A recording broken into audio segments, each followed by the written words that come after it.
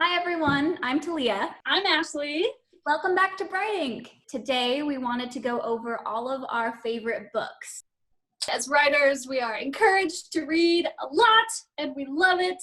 It's what's inspired us along the way. So hopefully we'll give you some good titles. Some are heard of and really famous, and some are a little more obscure. We would love your book recommendations. Can you please put in the comments some of your favorite books, and we will check them out. I think it's only fair to start with the series that started it all, I think, for both of us, Harry Potter. This is the first time that I ever really felt the fire for adventure.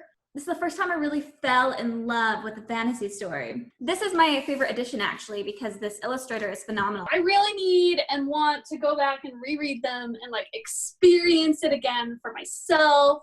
Look at that. So amazing. It's an upside down boat. How creative. So this is the next big series that I read in my youth. I think I was into it maybe a little bit more than Talia. Percy Jackson. So this is a middle grade adventure novel. Rick Riordan, he signed my copy, did such a great job of meshing this modern youth world with Greek mythology. He wrote 5 Percy Jackson books and then 5 Heroes of Olympus books. I was reading these all the way through college. No shame. We definitely developed a stronger love of Greek mythology through that series. I want to talk about another book that I read when I was younger as well, Inkheart. The first book is really good. The second one, in my opinion, is so much better. And the third one is so phenomenal. One of the reasons why I love this book is because the love of stories is conveyed in it. They get the magic of stories. I don't even know how to express it. It's just she gets my heart. Again, it's been years since I read it, but it stays up on my shelf. Throne of Glass by J Maas. It's an 8-book series, and it gets better with every single book. You might read the first book and be like, okay, that's a good book. You gotta keep reading, guys. Funny story with this series. I haven't finished it yet. So this is the last book. It came out a year and a half ago. I needed to purchase the final book when it was in paperback, which didn't come out until last fall. I mentally could not accept the idea of reading this book till I owned it. And I couldn't own it until it was in paperback. But also, I needed to reread the whole series. I'm on book 5. She recommended the book series to me 2 years ago, and I was like, okay, I'll read that. Loved them. Same thing. The first 3 were they're pretty good books. After that, I was like, this is the best series I've ever read. I devoured them, waited in anticipation for the last book, read it, and then the person who recommended it to me, who's my best friend, still hasn't read the last book, and I can't freak out about it to her. It's so good, guys. I'm so slow. It took me 3 months to read book 4. I also, though, want to put a disclaimer out that these books get more and more sexy as you go through, so just be warned that by the time you hit book 5 and up, 18 and older. This is from one of my favorite authors that we've talked about multiple times, and it's Brandon Sanderson. I can't find the first book. I think I lent it to somebody, but the first book is Mistborn. So dang good. Brandon Sanderson is phenomenal on so many levels. 2 things that I love about his books: his magic systems.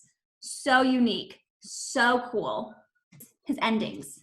I have never met an author who can make everything tie together so seamlessly, so unexpectedly, so epically every time. He's a genius. And this series is no exception. And it's a great place to start if you've never read Brandon Sanderson before. Couldn't recommend it more. Just to shoot out a few more Brandon Sanderson titles that I love.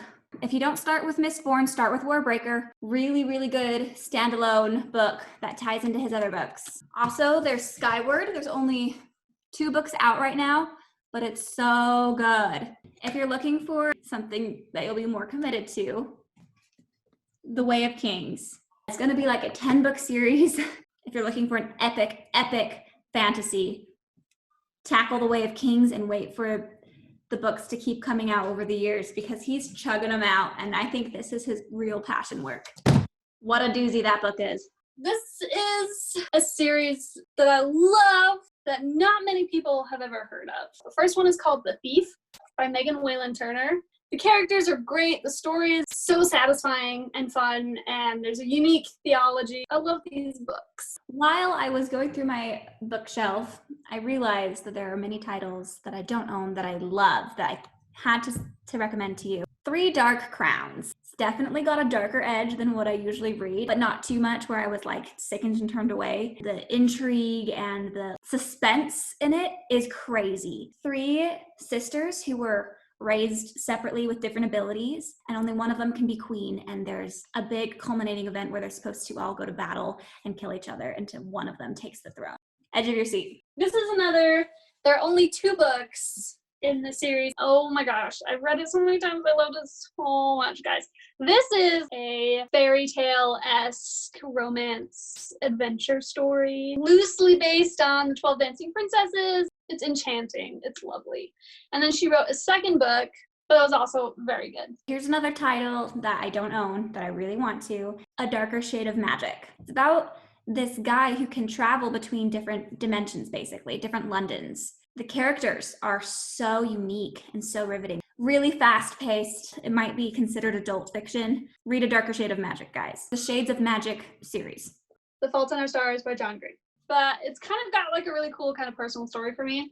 So I picked it up and I read it 3 times in one summer. I went on my study abroad that summer to Africa. Every single person on my study abroad read this book, and I had them sign the back. And that summer the movie came out and we watched it while we were in Africa. So this book has a very special place in my heart for that reason, but also it's a really amazing book. Yes, you will cry, but sometimes you just want to read books that will make you cry. The Hobbit. I honestly will admit I have never read the Lord of the Rings all the way through. I've gotten to book 3 times, but The Hobbit I have read probably more than 5 times. I love The Hobbit. Airborne. Guys, this book, it's so good. And it's so funny because my husband is not a huge reader. He loves stories, but he has to listen to them. This is one of the few books he's read and he's obsessed with it. Do you like airships and adventure? Airman by Ewan Colfer. He's like an inventor for like flying machines and stuff. Totally forgot about it until now, but I loved it so much. I've reread it a couple times. I do love this series. I know a lot of people had a hard time getting through like book 2, and I know a lot of people hated the movie. I never watched the movie because I heard it was terrible, and I love the book. And it's very kind of cliche first book, I will give you that. It's a very stereotypical hero's journey, but they just get better. The series gets so good, and there's a lot of other point of views and a complex world and a really good story. It really is. I love dragons too, though. That is my husband's favorite book series, and we're listening to it on audiobook right now. We're on the 2nd book, and I'm loving it. It's great. So good. Yeah. Oh, it's so good, Ashley. I'm excited for you. Okay, this is another standalone book that I've only read once, but it's amazing. Scorpio Races. I just read that, right? Yeah, I think you did. It's like about killer horses, and it's crazy. This is a book that I read a lot as a child. So it's called The Journey to the River Sea. And it's about a girl who is orphaned and goes to live with family in the Amazon rainforest. A little bit younger, just for an easier read, or recommend it to your kids. It's great. Snow Like Ashes. That's the first book, and that's all I've read so far. The next one is sitting at my bedside table. I loved the first book. Like, such high hopes for this series. Her romance is on point. Oh, it was so good, guys. Children of Blood and Bone. It's kind of got an African feel to it. It deals with prejudice. I loved the first book so much. I didn't love the second one as much. I'm a little disappointed, but I still was obsessed enough with book number 1 that I'm going to keep reading. The Sea of Trolls. It's a Norse mythology adventure. The main characters are younger, but it's got kind of an adult, darker feel to it. Norse mythology is really cool, so I'm excited to get to these again.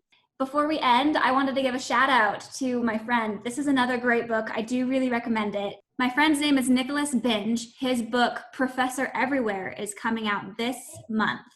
And I had the opportunity to read it early so I could give it a good review, and I loved it. Guys, he's such a good writer. It's kind of a genre-bending book. It's got elements of horror and sci-fi and mystery in it. And he deals with some really deep questions about morality.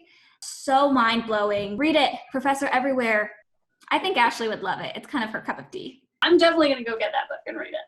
Thanks for joining us. And thank you in advance for your book suggestions. Just keep reading, guys. This was Bright Ink. Over and out.